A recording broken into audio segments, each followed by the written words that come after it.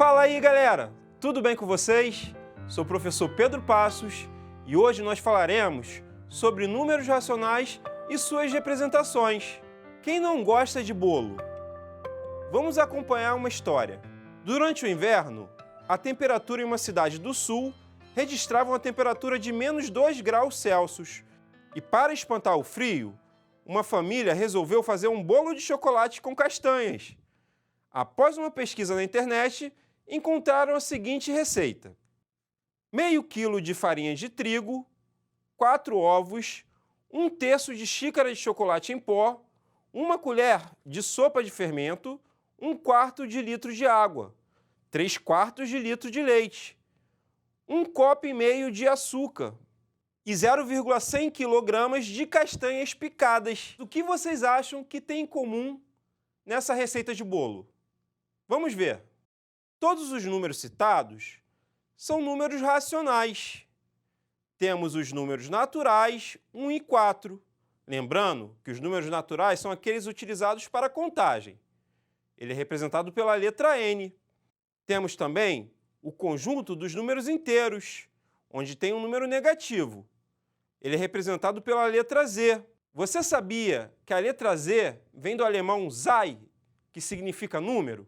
Temos também um conjunto chamado de números racionais, que é representado pela letra Q. Observem que na parte dos números racionais entraram as frações 1/3, 1/4, 1/2, 3/4, um número misto, 1 inteiro e 1/2, e um número com vírgula, 0,100. Agora eu vou explicar o motivo da letra Q para representar os números racionais.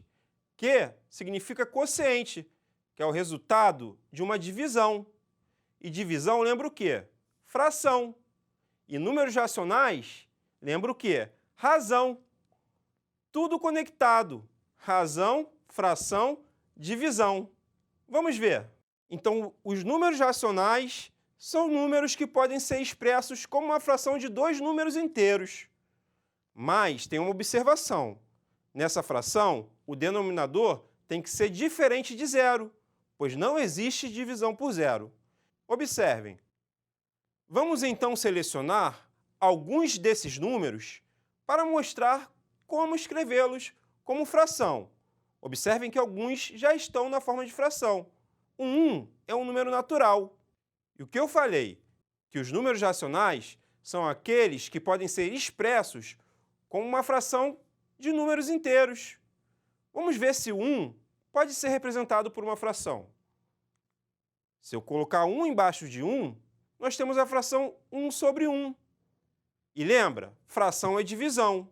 Dividindo 1 por 1, dá 1. E se eu multiplicar por 2 o numerador e o denominador, nós achamos uma fração equivalente. 2 sobre 2. Quanto é 2 divididos por 2? Dá 1 também. E por aí vai. Nós podemos achar infinitas representações fracionárias do número 1.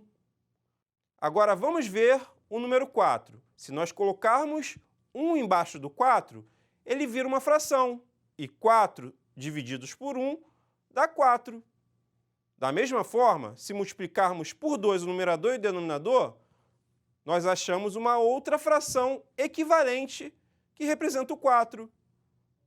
Nós achamos 8 sobre 2.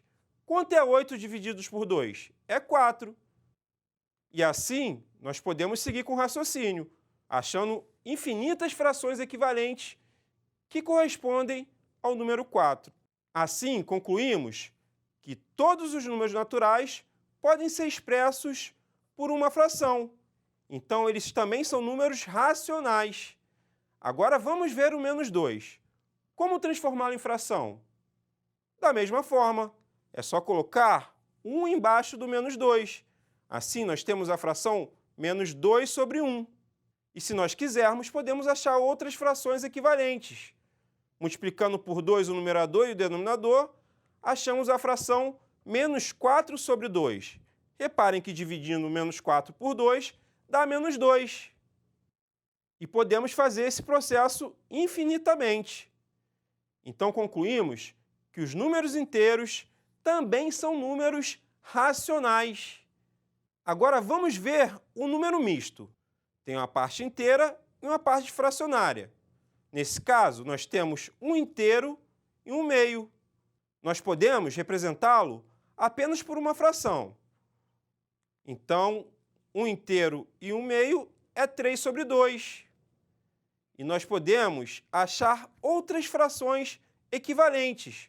Por exemplo, vamos achar uma fração equivalente a 3 meios, mas vamos fugir um pouquinho da multiplicação por 2. Vamos multiplicar o numerador e o denominador por 5. 3 vezes 5 dá 15 e 2 vezes 5 dá 10.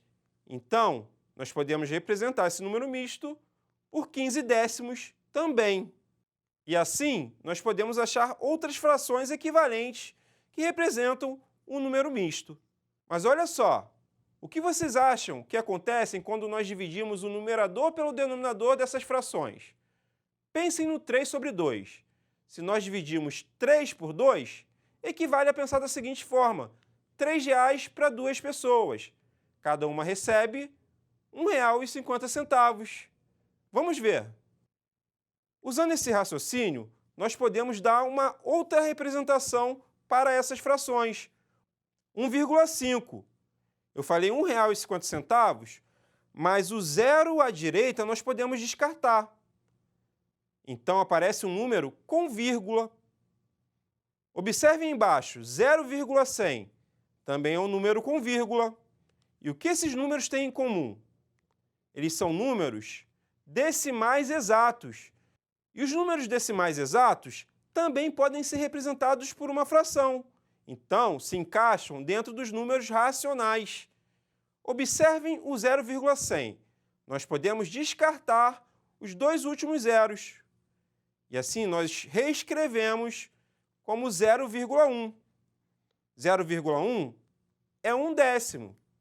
Então, o número decimal possui uma representação fracionária. Agora, vamos ver o último número. É uma fração, 1/3. Se vocês dividirem 1 por 3 na sua calculadora, aparecerá 0,333.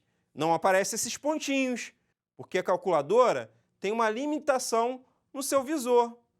Mas esse número é infinito. Nós chamamos de dízima periódica. Por que dízima periódica? Porque tem um número que se repete infinitamente. E nesse exemplo, esse número é o 3. Então nós chamamos de período.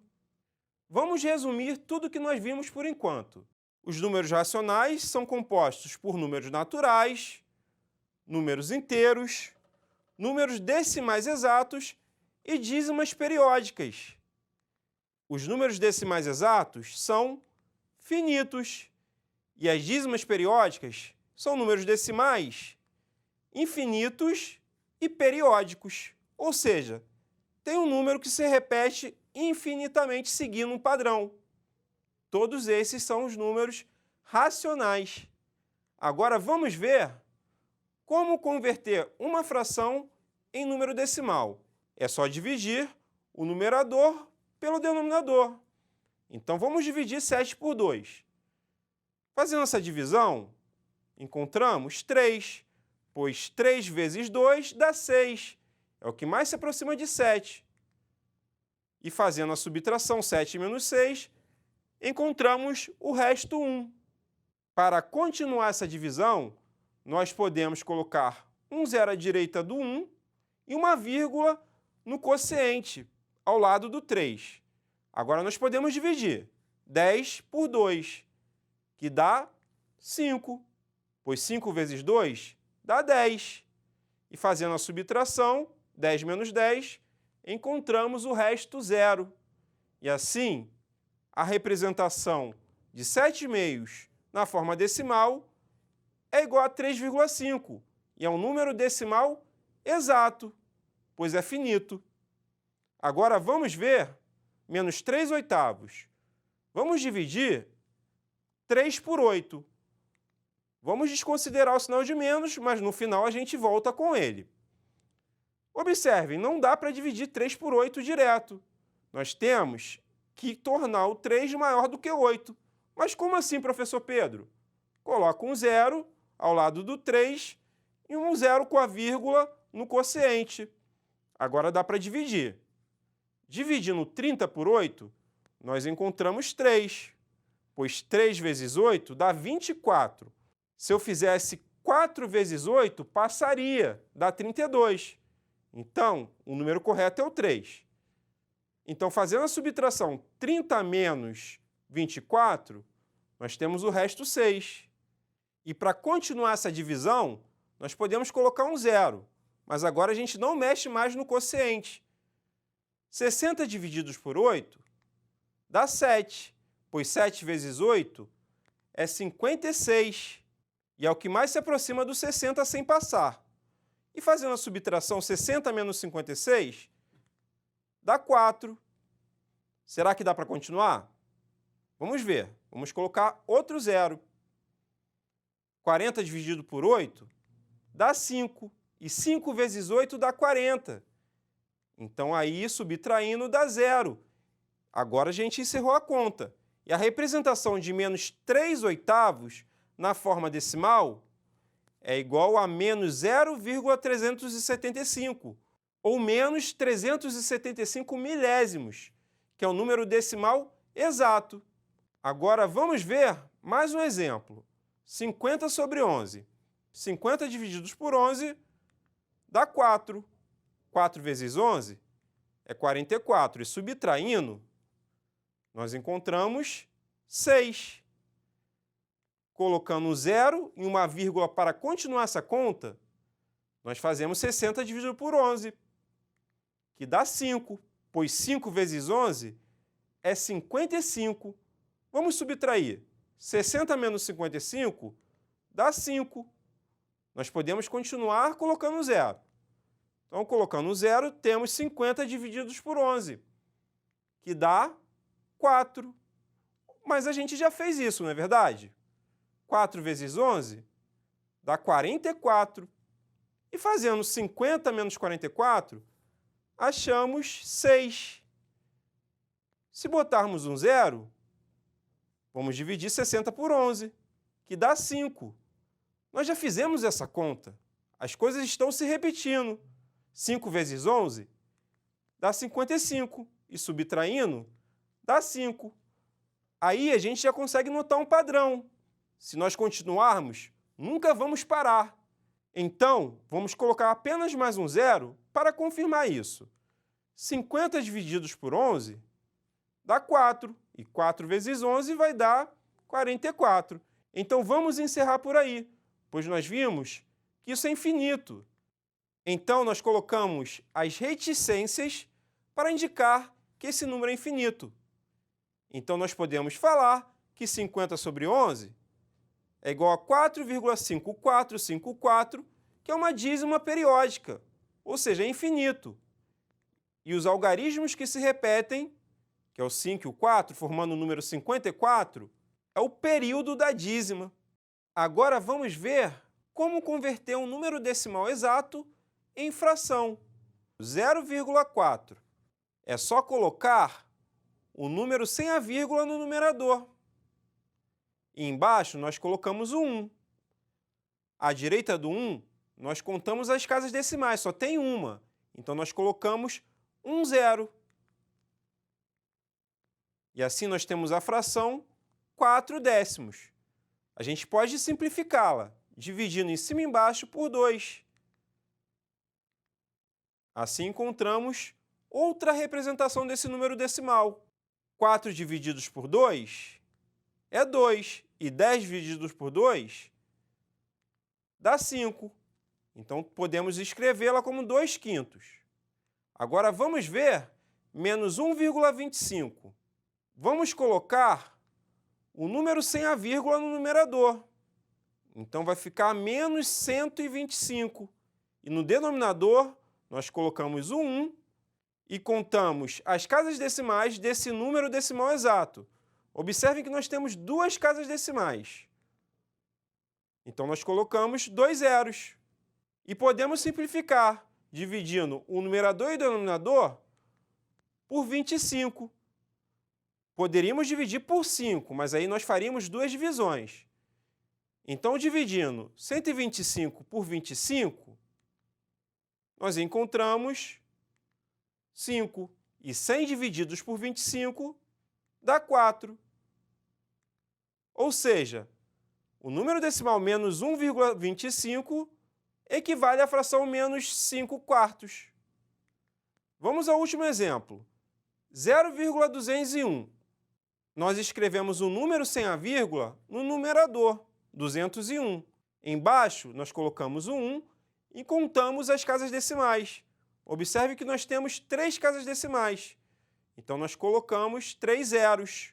Assim, temos 201 milésimos.